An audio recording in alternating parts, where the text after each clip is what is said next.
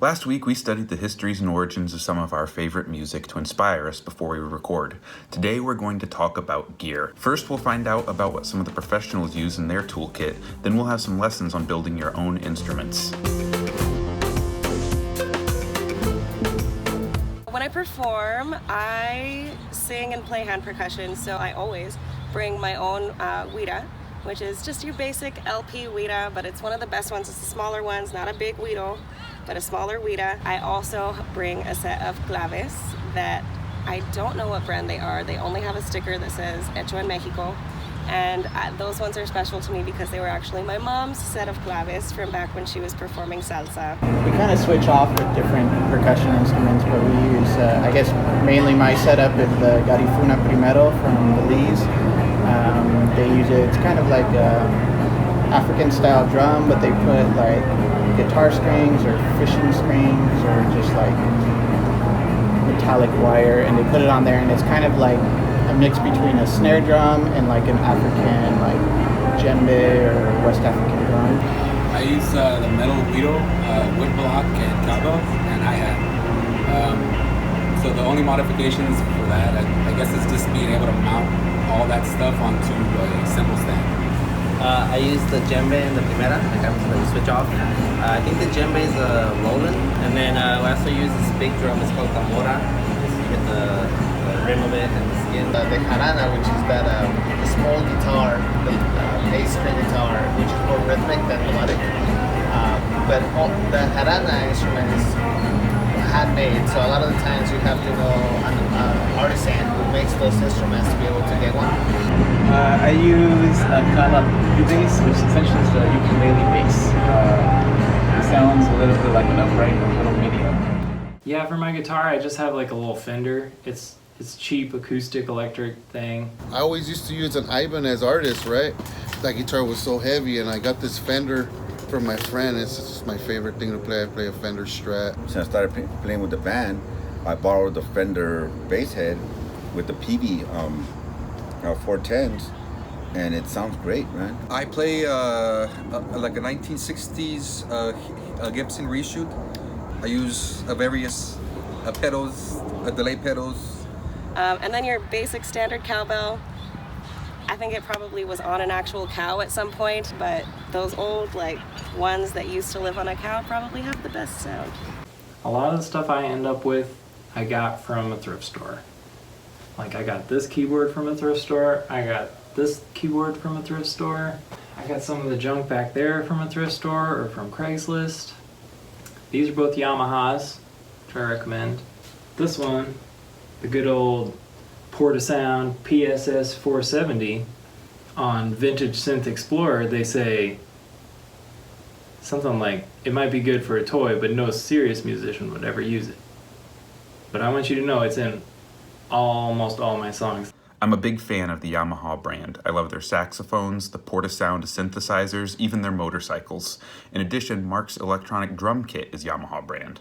I use hands on the tarima, so we attach a microphone underneath the tarima and zapateado, the shoes, the Coulter shoes, have nails in the bottom of it, so that's what makes the sound against the tarima, the wooden platform. Many street performers perform on homemade kits made up of buckets, pans, boxes, lids, cans, and other recycled materials. Most of the sounds and textures of a real American rock kit or a Latin percussion kit can be emulated on a homemade kit. You can also develop your own unique style by using less common sounds. You can probably build some small instruments with what you already have at home, but if you want to get some specific sounds, you may need to head to your local grocery or a thrift store to pick up some extra materials. Almost anything can be turned into an instrument, and any noise can be turned into a pattern.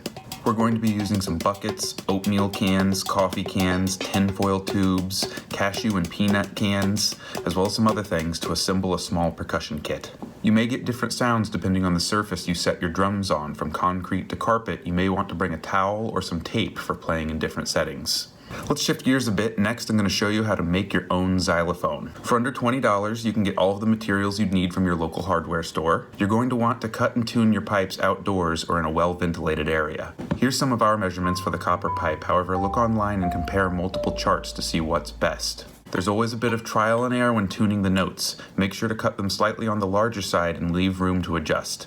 Your first cut will likely be slightly out of tune, and then take some filing down to get just the right tone. Once you've gotten all of your notes in tune, you'll want to lay them on something soft like felt. Let's try them out.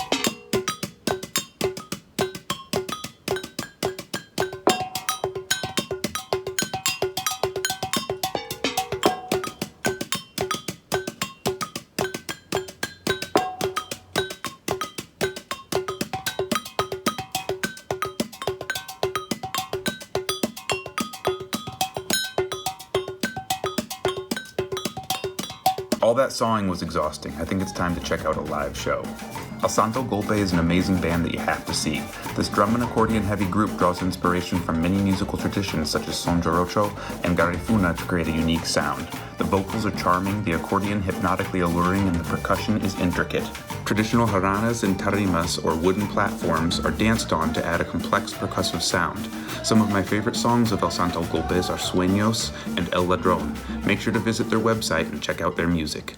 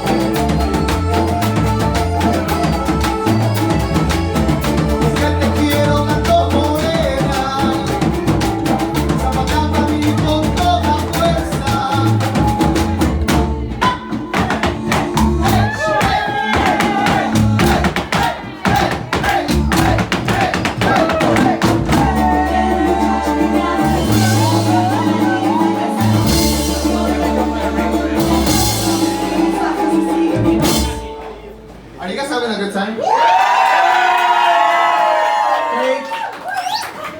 Pues de lejos yo vine a hacerte feliz.